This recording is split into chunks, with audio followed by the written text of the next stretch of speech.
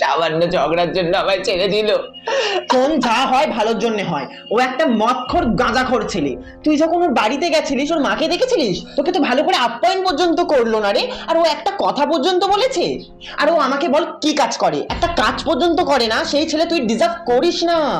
আর ওর নজর একদম ভালো না। ও আমার দিকে না কেমন কুনজরে তাকায়। আর শুধু আমার দিকে না, অনেকের দিকে তাকায় তো। আর সেদিনকেই তো দেখলাম ঘুরতে গিয়ে তোর সঙ্গে একটা টাকা ওর পকেট থেকে বেরোয় না, তুই উল্টে ওর পিছনে টাকা খরচ করছিস। এমনকি আমার থেকে ওর টাকা নিয়ে তুই ওর পিছনে খরচ করছিস। আর শোন, আর একটা খবর পেয়েছি, ও তো চুরি করে বাইক কিনেছে। চোর তো। ওর নামে তো 10টা কেস আছে, আমি সব খবর পেয়েছি। আর ছাবড়িদের সাথে মেশে লো ক্লাস, থার্ড ক্লাস। তোর মতো দাঁড়া, একটা ফোন আসছে। হ্যালো। ও, তুমি? বোঝো না যেন আমার কষ্ট হয়। কি করছো? খেয়েছো কিছু?